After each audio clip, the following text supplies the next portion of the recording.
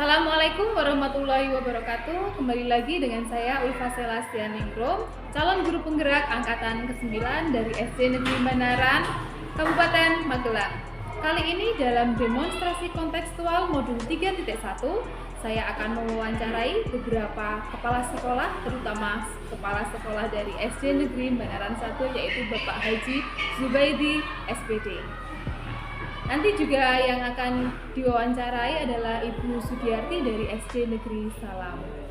Selamat menyaksikan. Assalamualaikum warahmatullahi wabarakatuh. Waalaikumsalam warahmatullahi wabarakatuh. Seperti yang sudah saya sampaikan, Pak Haji tadi, saya mohon izin untuk bisa mewawancarai Bapak terkait dengan tugas saya saat ini di pendidikan guru penggerak. Kebetulan di modul 3.1 ini tentang pengambilan keputusan berbasis nilai-nilai kebijakan seperti itu. Nah, ini ada beberapa yang saya harus tanyakan kepada Pak Zub terkait tugas di demonstrasi kontekstual ini. Mungkin bisa saya mulai saja nih Pak Zub ya. Yang pertama Bapak, tentang selama ini bagaimana Bapak dapat mengidentifikasi kasus-kasus yang merupakan dilema etika atau rujukan moral, khususnya di sekolah ini. Terkait dengan kasus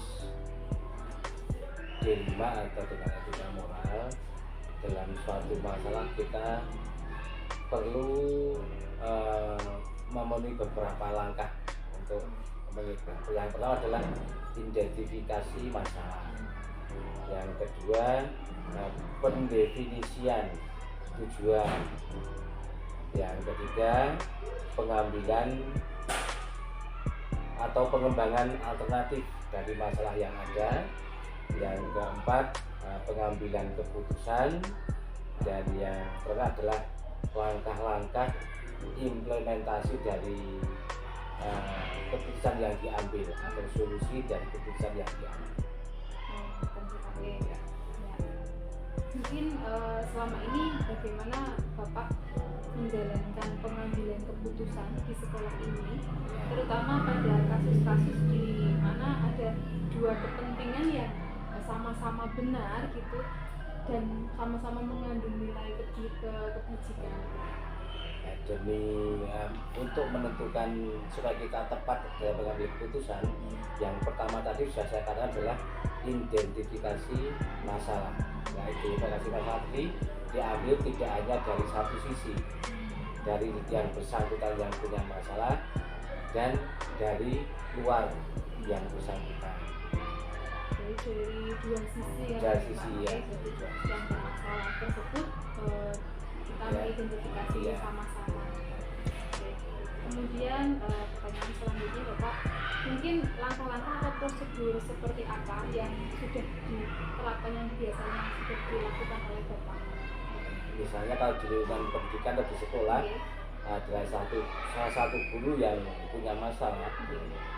Nah, kita mengidentifikasi dengan mengambil informasi dari yang bersangkutan, apa masalahnya, latar belakangnya apa, dan kita juga mengambil keterangan dari teman atau guru yang lain. Berarti dari yang bersangkutan sendiri dan juga dari guru yang lain. Kemudian hal-hal apa saja yang selama ini Bapak anggap efektif Bapak dalam pengambilan keputusan pada kasus dilema etika? Dengan cara tadi, dengan kita mengambil mengidentifikasi dari yang bersangkutan dan mengambil keterangan dari teman guru yang lain, otomatis dengan harapan putusan yang kita ambil akan lebih bijaksana. Karena melihat dari berbagai perspektif, jadi lebih bijaksana. Kemudian Pak, untuk hal-hal apa yang selama ini merupakan tantangan dalam pengambilan keputusan? Masalah tantangan di sebuah masalah pasti sudah wajar kalau ada tantangan. Namun tantangan tersebut sebisa mungkin adalah tantangan yang bersifat positif, atau misalnya saya kalau misalnya pada soal anak itu ada analisis SWOT ya Iya, atau apa SWOT. ya kan kita melakukan keputusan, tapi yang menimbulkan tantangan bagi yang bermasalah untuk bisa memperbaiki kesalahan maupun bisa menyesuaikan secara baik apa masalahnya pribadi dengan sedikit pemberian wawasan dari kepala sekolah maupun teman. Berarti lebih ke SWOT-nya itu tadi Ya, ya. ya. Kemudian Pak, apakah apabila Bapak memiliki sebuah ada permasalahan di sekolahan itu langsung diselesaikan di tempat itu juga, atau mungkin Bapak memiliki jadwal untuk menyelesaikan? Misal ada teman yang sedang bermasalah, langsung ditegur atau bagaimana, atau ada dijadwalkan untuk berdiskusi? Ya, kaitan dengan hal seperti itu adalah kita dengan identifikasi, kalau kita juga bisa melihat ringan beratnya masalah. Nah, kalau misalnya memang masalah tersebut menurut saya bisa diselesaikan saat itu, kita selesaikan saat itu. Namun kalau penilaian kok cukup berat dan perlu pemikiran yang lebih panjang, ya kita selesaikan jadwalkan atau kita sesuaikan lain atau kita lakukan lain waktu. Tapi kalau ringan berarti bisa langsung di tempat. Intinya tindakan sebagai seorang pemimpin tidak gegabah dan selalu mengambil tindakan atau mengambil keputusan. Tidak boleh Gegabah itu. Mungkin Pak, adakah seseorang atau faktor-faktor yang selama ini membuat Bapak mudah dalam atau membantu dalam pengambilan keputusan? Untuk yang membuat mengambil keputusan mudah itu ya asal data yang kita peroleh adalah lengkap. Jadi kita bisa mengambil keputusan yang bisa diterima bagi orang yang bermasalah atau yang berarti faktor yang mempermudah itu adalah data yang akurat gitu. Data lengkap baik dari yang bermasalah maupun dari permintaan atau minta keterangan pada temannya. Kemudian Pak, untuk yang terakhir mungkin di sesi wawancara kali ini, yaitu pembelajaran apa yang bisa Bapak ambil, bisa Bapak petik dari pengalaman Bapak sendiri, mungkin dari sekolah ini ataupun dari pengalaman Bapak ketika mengambil keputusan ini? Pada saat kita mengalami suatu masalah atau di sekolah, kita akan merasa puas dan senang apabila kita dapat memberikan solusi dari masalah teman kita dengan sebaik-baiknya, dan solusi tersebut bisa diterima dengan senang hati dan orang yang bersangkutan bisa merubah ke arah yang lebih baik gitu. Ya, itu yang mungkin Pak ya, setelah pembelajaran puas dan senang juga bisa memberikan solusi, dan solusi itu bermanfaat bagi orang banyak. Pak, ya, mungkin di sesi wawancara kali ini cukup sekian saja Pak. Jadi bisa saya simpulkan untuk pengambilan keputusan ini yang pasti ada data akurat, kemudian juga jangan gegabah ketika mengambil keputusan, dan pembelajaran yang penting adalah jika solusi itu tepat bisa digunakan, itu sangat bermanfaat. Betul nih Pak? Terima kasih untuk waktunya, kesempatannya bisa berbicara tentang wawancara kepemimpinan ini nih Pak. Terima kasih. Wassalamualaikum warahmatullahi wabarakatuh. Waalaikumsalam warahmatullahi wabarakatuh.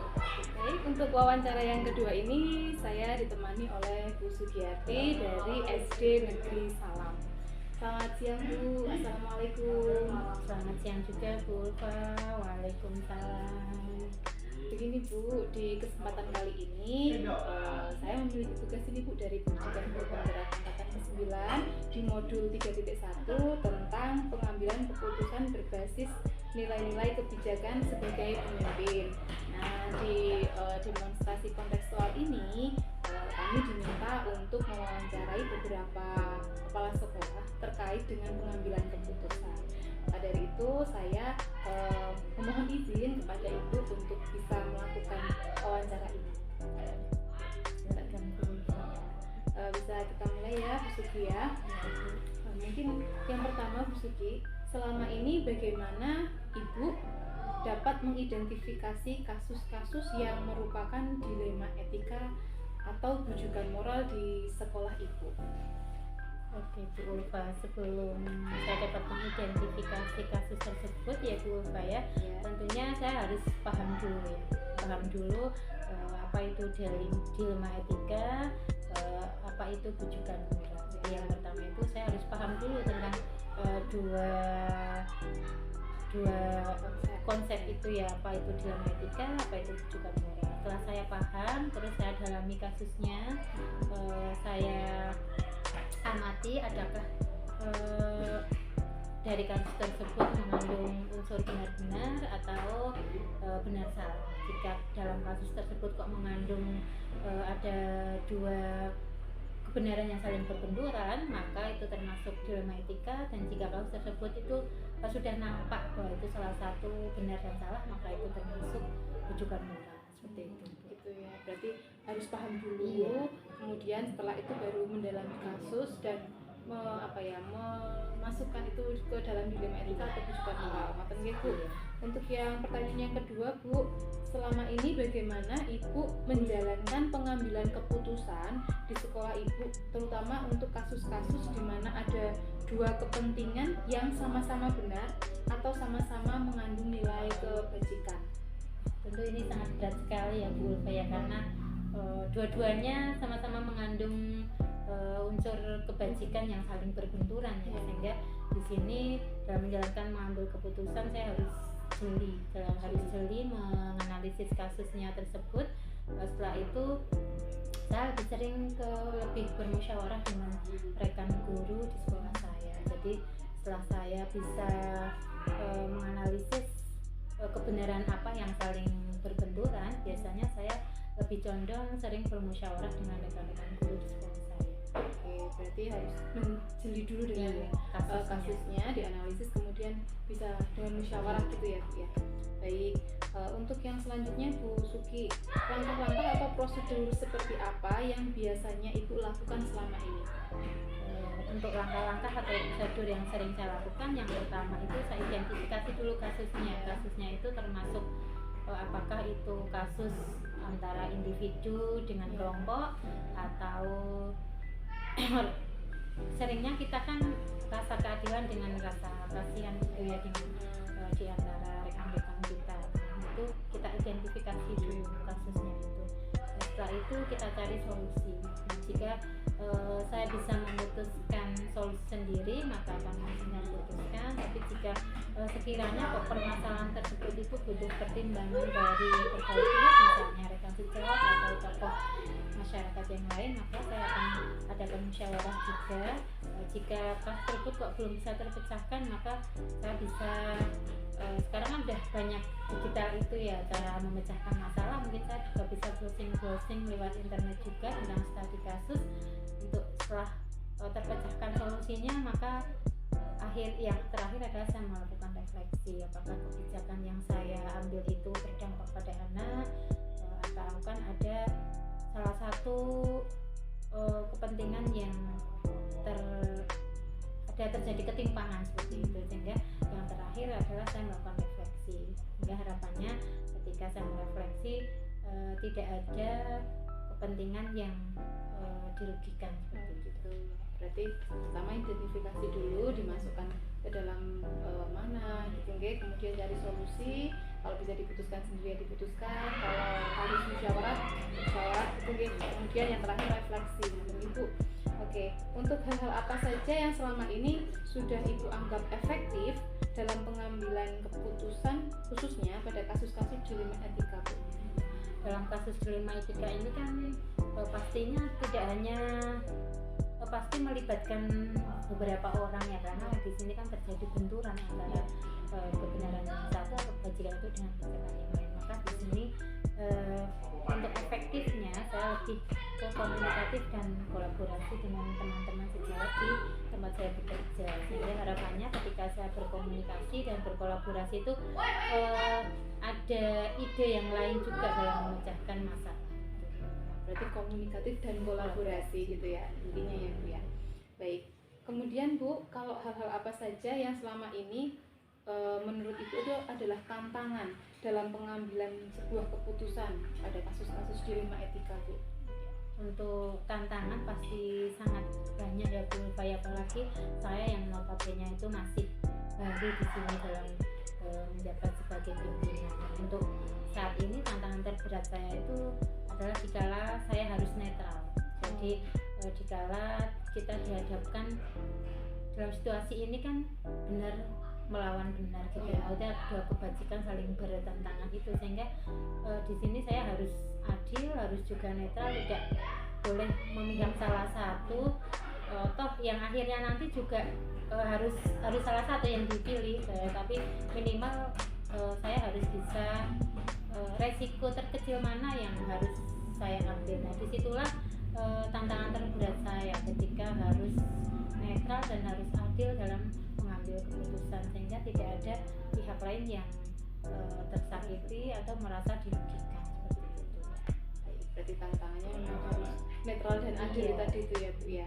Baik Bu, kemudian untuk misal Bu Sugi itu menemukan sebuah kasus seperti itu untuk memberikan keputusan, itu biasanya langsung di tempat atau Bu Sugi memiliki jadwal tersendiri untuk menyelesaikan atau memberikan keputusannya itu Bu? Kalau untuk jadwal tersendiri itu tidak ada ya Bu, karena yang namanya kasus itu kan terkadang tuh ujuk-ujuk ya, maksudnya tiba-tiba gitu ya.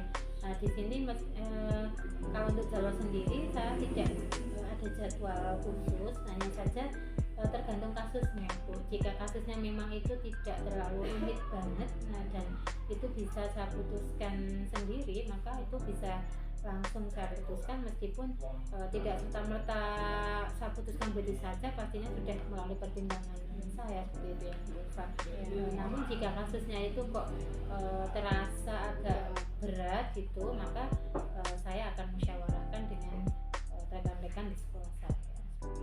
Jadi tergantung kasusnya ya. Kalau ringan itu langsung bisa Bu Sugi sendiri yang ambil keputusan, tapi kalau berat dan butuh musyawarah harus ada rapat atau musyawarah ini Bu. Terima kasih. Lanjut Bu, untuk pertanyaan selanjutnya ini, apakah ada seseorang atau faktor-faktor apa yang menurut Bu Sugi itu membuat Bu Sugi jadi lebih mudah dalam mengambil keputusan, khususnya pada kasus dilema etika ini? Kalau dalam mengambil keputusan tentu ada ya Bu Ulfa ya. Kalau seseorang itu tentunya rekan kerja di sekolah saya itu sangat membantu saya dalam mengambil keputusan. Terus untuk faktor-faktornya itu adalah faktor komunikasi ya. Jadi setiap ada permasalahan selalu saya berusaha komunikasi dengan rekan-rekan guru, meskipun tidak serta-merta langsung di forum itu enggak. Biasanya saya curhat-curhat dulu ketika ada teman guru yang di jam olahraga atau di jam agama itu kan ada yang duduk-duduk di kamar, ketika ada masa biasa curhat-curhat dulu gitu. Sehingga dengan curhatan saya kan untuk ide-ide dari yang saya ajak curhat itu, terus nantinya ketika rapat itu akan saya sampaikan di forum, sehingga semuanya juga tahu tentang permasalahan yang sedang kita hadapi, sehingga tidak hanya dirasakan sendiri, tapi saya berusaha untuk terbuka dengan semua guru, sehingga saya juga lebih mudah dalam mengambil keputusan. Berarti memang rekan kerja itu adalah faktor penting juga ya untuk mengambil keputusan. Selain itu juga tentang komunikasi tadi Bu ya. Baik Bu, mungkin pertanyaan terakhir di sesi wawancara kali ini, yaitu dari semua yang sudah Bu Sugi sampaikan, apakah ada pembelajaran yang dapat dipetik dari pengalaman Ibu ketika mengambil sebuah keputusan, khususnya di kasus-kasus dilema etika? Tentunya ada ya Bu Ulfa ya, dalam kita mengambil keputusan, pembelajaran yang dapat kita ambil adalah yang pertama, kita tidak boleh terburu-buru. Jadi ketika kita mendengar ada permasalahan itu kita tidak boleh refleks langsung menjawab seperti ini, tidak boleh. Kita harus kita timang-timang dulu apakah itu kasusnya Juli Mahardika atau kasusnya rujukan moral, sehingga kita yang pertama itu tidak boleh terburu-buru. Terus yang berikutnya pembelajaran yang dapat saya ambil bahwa setiap keputusan yang kita ambil itu harus berpihak pada murid dan sebisa mungkin menghindari ketimpangan. Berarti pelajaran yang bisa Bu Sugi ambil yaitu tidak boleh terburu-buru dalam mengambil keputusan, dan yang pasti setiap keputusan itu berpihak pada murid, seperti itu ya Bu, dikembalikan lagi kepada murid karena memang kita melayani murid itu ya Bu ya. Baik Bu Sugi, terima kasih atas waktu dan kesempatannya dalam wawancara kali ini. Mungkin cukup sekian untuk sesi wawancara kali ini. Begitu Bu Sugi, selamat siang. Wassalamualaikum warahmatullahi wabarakatuh. Waalaikumsalam warahmatullahi wabarakatuh.